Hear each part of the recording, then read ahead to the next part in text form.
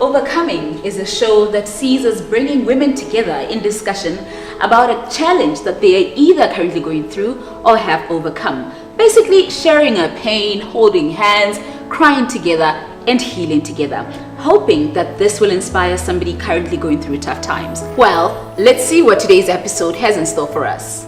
Hi, my name is Gaethabise Molwelwa. I'm 23 years old. I'm the founder of the Self-Defined Woman.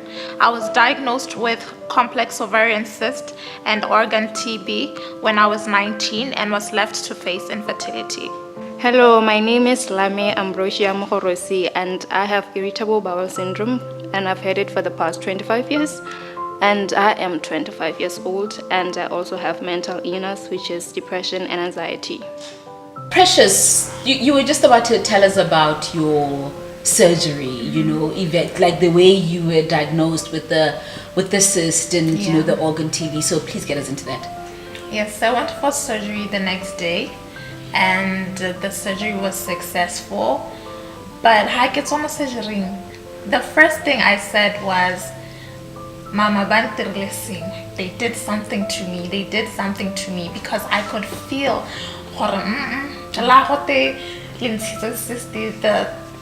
More happened. My body is more traumatized. What did you do to me? What did you do to me? And they didn't tell me until after a week or so. After okay, no, now you can come for checkup. And then I got for checkup, but that's when they told me, unfortunately, your surgery is really complicated.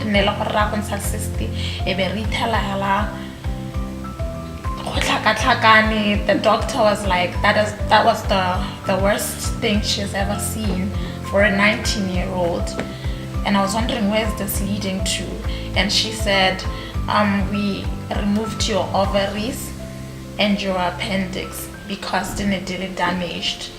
And my mom was there, so can I keep us out okay? How am I supposed to react? I felt the tears,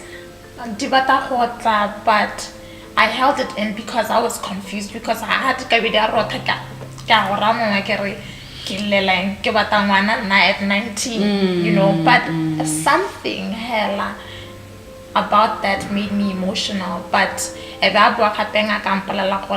we found seedlings mo the ovary, more appendix, more intestine to the upper organs, and we think it may be cancer. So you have to go home, come for scan. So I'm like, I have to go home, we don't do the scan now. So I had to drive home contemplating my life. Okay, I might have cancer. So if sayang by demand, I would be home with all of this. So I did the scan, they were like, it's TB. TB can mimic cancer. So I managed to take treatment for 10 months. It was hell. Oh my. I did not like it. I lost so much weight. I think I was weighing about 40, 45 from 59. I lost a lot of weight. I was not myself. The pills, the side effects, I couldn't walk. It was so much. But I had to ask myself, I can't have kids. What's going on? But it's like a taboo. You can't talk about it. But absolutely, it's like, no, you can't talk about it. Because I think to them, talking about kids means talking about sex. Talking about kids, or even you saying at that age, doesn't mean I'm not gonna have kids. Is you saying, I want to have sex, so I'm having sex now. So I can only imagine what goes through their heads as well, which is a challenge now, because here you were and you couldn't even address something that was so real, that affected your future in such a real manner. And I should have gotten counseling, but I didn't, because the delays. And then after that I was like, I can do this on my own. Counselors about 3 to 4 times. I'm 100%. The next day, have you ever been for counseling though? I've never been for counseling. You know what? Speaking about that psychological, mental, effect that this has on you, You know, I could tell as you were talking, Lala can relate because she even shed a tear. Please take us through your journey. What is it that got you crying, Precious Anzabu? Emotionally, you know, being sick is very lonely. Pain is lonely. I remember last year when I was sick, my best friend.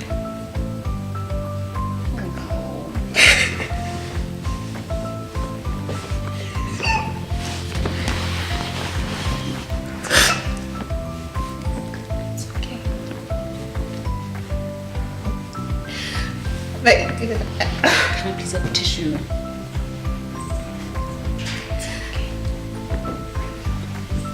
my best friend suffered from the same thing as her, and the day before she could go for surgery, she killed herself with depression pills. And all my life, every time I was sick, she was there. She was 3 years older, so we grew up together. She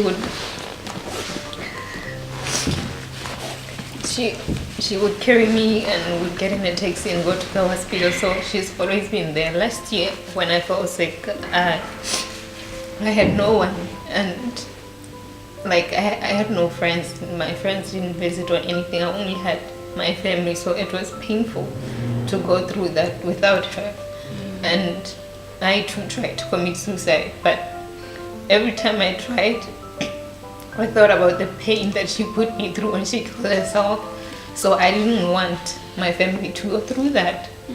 So this year in February, I went for counseling. I went to see a psychologist, and he immediately took me to the psychiatrist and was put on medication.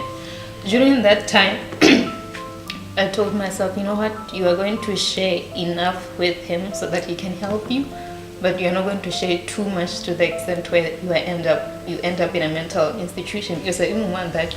I felt like I was going through so much. I had gone through so much at a young age. I didn't get a chance to have a life. You know, I grew up sick, so I didn't know who I could be without the sickness. This is all I knew, and it was painful. I would have anxiety attacks in the morning. I would have the heartbeat. Your heart starts to be so fast, and my legs would be numb. So I'll tell them I'm busy. My idea of being busy, you know, or I'm trying to calm myself down, or just because for me it's here and calm me down, and it was so painful. It hurt so bad, and I can't take my medication. And the day I realized, you know what, I'm getting better, my mom and I did surgery to remove her ovaries. And then I get 2 younger sisters. 3 days later, my mom's almost battling. I get a video and I get a car accident. At that time, I should have freaked out, but I calmed down and I prayed for the first time. I prayed instead of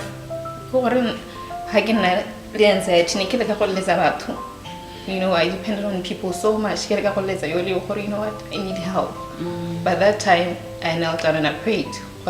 The one person or the one higher power, or I never asked, because I was so mad at God. Why do I have to go through this? You know, I'm young, and I'm here, I'm sick. I miss so many things. I can't plan ahead, because I don't know because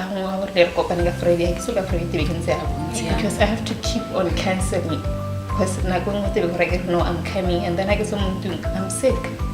Yeah, Lala. I think we just need a group hug, guys. How about we just a group hug, and then we will catch you a bit later.